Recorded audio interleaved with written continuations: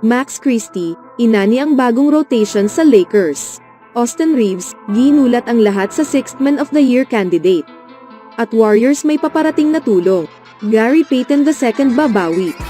Ngunit bago ang lahat, kung gusto nyo ng matibay na running shoes, New Adidas Fashion, mabibili lamang sa halagang $2,299. Click lamang ang link sa comment section. Or bisitahin lamang ang tiffen.com for more high-quality shoes. Ang second-year Los Angeles Lakers shooting guard na si Max Christie ay nakapag-registered sa kanyang unang rotation sa minuto para sa franchise, simula pa man noong December 15 noong Biyernes. Ayon kay Jovan Buha ng The Athletic, tinulungan niya ang short-handed LA team na makuha ang blowout win laban sa Charlotte Hornets, sa score na 133-112. Si Christie ay nakapagtala ng 10 points habang mayroong shooting na 3-4 mula sa floor, at 2 out of 2 mula sa charity stripe, kasama ang 7 rebounds, 3 dimes, at 2 blocks na mayroong isang steal sa loob lamang ng 24.16 minutes sa aksyon. Ang halos stats na ito ay nakuha niya sa 4th quarter sa laban, bilang isang much needed sa final quarter. Ang 6'5" wing ay naglog ng A+18+- during sa kanyang panahon sa hardwood.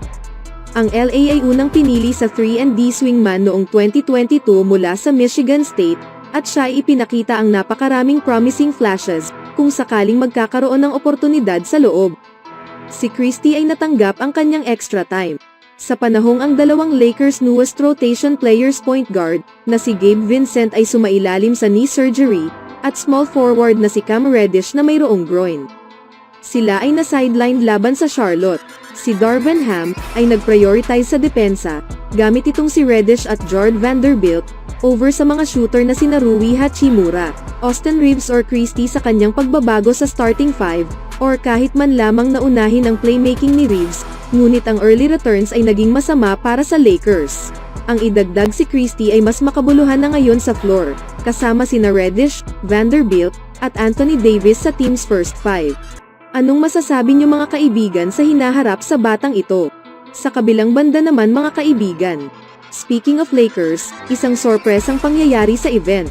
Itong si Austin Reaves ay nag-emerge ngayon bilang bagong paboritong maipanalo ang 6th Man of the Year Awards para sa 2023-24 season.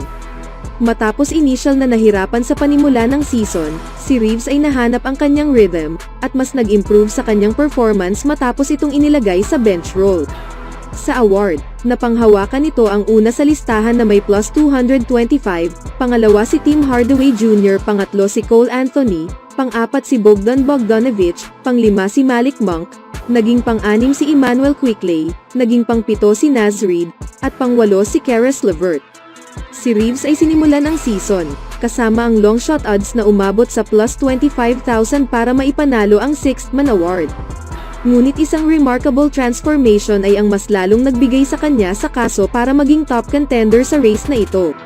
Ang pagbago sa pabor kay Reaves ay nagsimula, kung paano nga ba ito nakagawa ng impact at contribution mula sa bench para sa Los Angeles Lakers.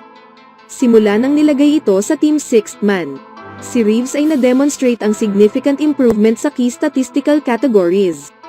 Siya na ngayon ay nakapag-average ng impressive 15.5 points, 4.7 rebounds, at 5 assists per game.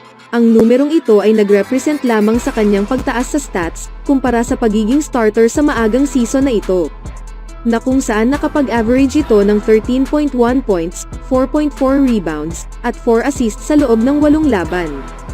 Ang Lakers ay kailangang gawin ang lahat, mapanatili lamang si Reaves.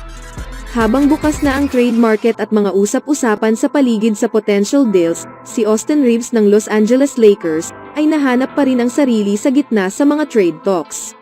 Kasama ang Lakers na nag-explore ngayon sa pagpipilian para ma-bolster ang kanilang roster, si Reaves ay sangkot na siya ay naging kasapi sa mga discussion. Lalong-lalo na ang team ngayon ay hanap ang makadagdag ng another potential star na maging complement ni LeBron James at Davis. Sa edad na 25 years old, si Reaves ay kasalukuyang nasa kanyang pangatlong NBA season, at ang kanyang development ay naging kahanga-hanga. Ang young player ay naipakita ang significant growth at potensyal, pagkakaroon sa kanya na maging isang valuable asset para sa Lakers. Sa liwanag sa kanyang progreso, merong mga paniniwala na kung sakaling magpapatuloy ang kanyang development, sa mga susunod na 2 o 3 taon, si Reeves ay pwedeng mag-evolve patungo sa isang all-star caliber player. Ang Lakers, na siyang na-consider ang aspiration para sa contention, ay kailangang maging maingat sa kanilang pagpipilian sa trade market. Habang hanap nila ngayon na makadagdag ng star power bilang attempt, ang potensyal loss sa promising talent tulad ni Reeves ay kailangang dadaan sa seryosong pag-uusap. Ang desisyon na mapanatili si Reeves ay isang strategic balance sa pagitan sa immediate needs at long-term development. Kung sakaling ang Lakers ay prioritize ang pagpapatuloy at player development, ang hawakan si Reeves ay isang beneficial sa mahabang panahon.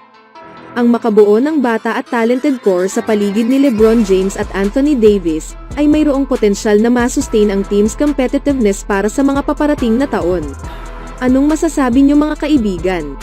Isang araw mula sa kanilang worst losses nitong 2023-24 season, ang Warriors ay nakatanggap ngayon ng iilang magandang balita. Sa panahong ang coach na si Steve Kerr ay in-announce na si Gary Payton II ay naging malinaw na ngayon para maglaro.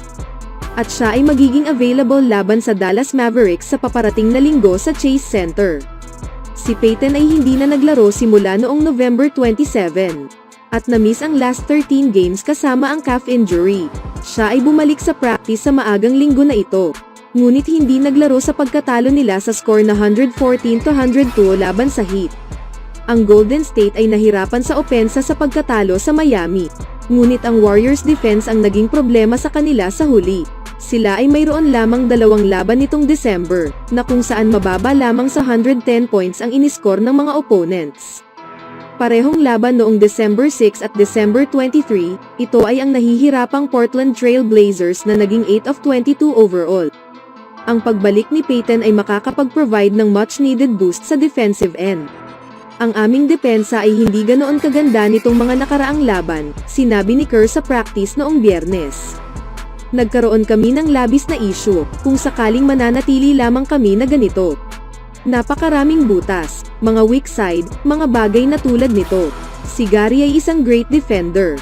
Kami ay masaya na siya ay makakabalik. Titignan namin kung paano nga ba ito maging angkop muli. Kung paano nga ba maglalaro si Payton sa kanyang pagbalik, ay hindi pa ngayon napagdesisyonan. Nagmula pa sa higit pang 4 na linggong pagkawala dahil injury, ito ay tiyak na magkakaroon muna ito ng iilang minutes restriction. Gayunpaman, hindi pa naging malinaw kung gaano nga ba kahaba o limitado ito ayon kay Kerr at sa kanyang staff. Anong masasabi niyo mga kaibigan sa pagbalik ni Payton II? And the only thing I know is to love what I'm doing. Never give up, never slow till I finally prove it. Never listen to the no's, I just wanna keep moving.